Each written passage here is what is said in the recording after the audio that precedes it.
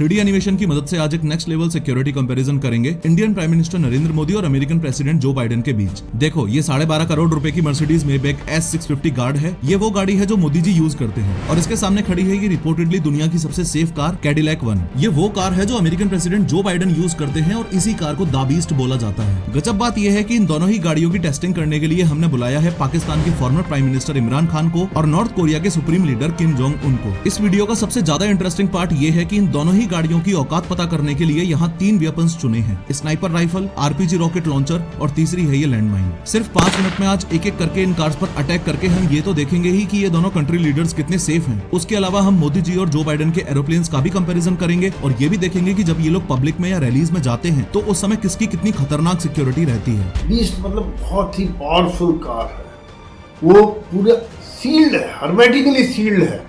उसमें बाहर से किसी प्रकार का केमिकल या रेडिएशन या इस तरह का हमला अंदर नहीं जा सकता है।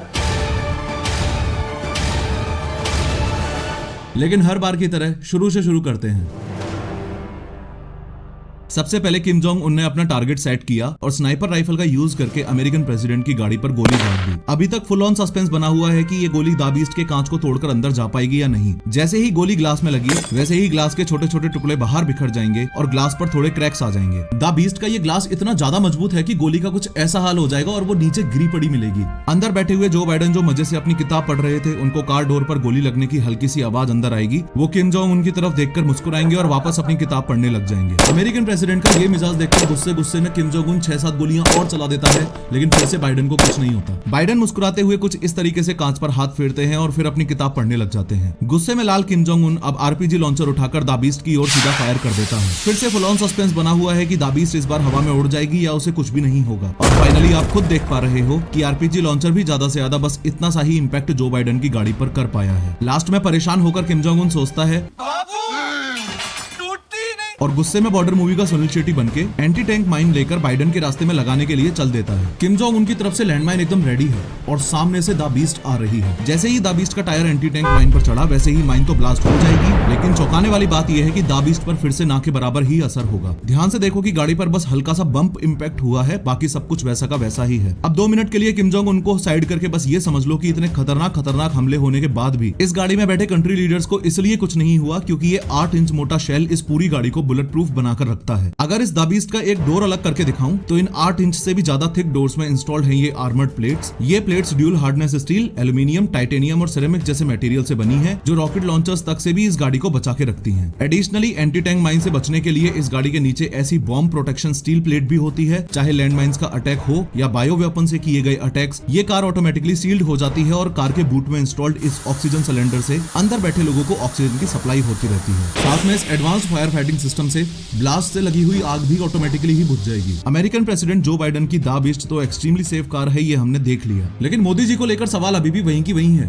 क्या Mercedes Maybach S650 guard Modi ji को इमरान खान से बचा पाएगी? इमरान खान ने भी स्नाइपर उठाई, टारगेट बनाया और फायर किया, लेकिन कुछ नहीं हुआ। रॉकेट लॉन्चर मारा, कुछ नहीं हुआ। लैंडमाइन अटैक किया, कुछ नहीं हुआ। इस सिक्योरिटी कंपैरिजन के फंडामेंटल्स को अगर आप ध्यान से समझोगे तो चाहे मोदी जी की कार हो या बाइडेन की कार हो, ऐसे अटैक्स में जान तो दोनों ही लीडर्स की बच जाएगी। लेकिन द बीस्ट के कंपैरिजन में मोदी जी की गाड़ी पर ज्यादा असर पड़ेगा क्योंकि द बीस्ट सच में दुनिया की सबसे safe and secure bullet proof गाड़ी है। दोनों ही कार्स की कॉस्ट लगभग बराबर ही है, लेकिन द बीस्ट की रिसर्च एंड डेवलपमेंट में इतना पैसा और टाइम इन्वेस्ट किया जा चुका है कि सच में टेक्निकली एडवांस होने की वजह से इस कार को the bunker on the wheel बोलते हैं। सवाल कुछ लोगों के मन में ये भी आता है कि कार की अपर बॉडी तो ठीक है, लेकिन अगर दुश्मन ने कार के टायर में गोली मार दी तो क्या होगा? इन दैट केस मैं आपको क्लियरली बता दूं कि ये कोई नॉर्मल टायर्स नहीं है।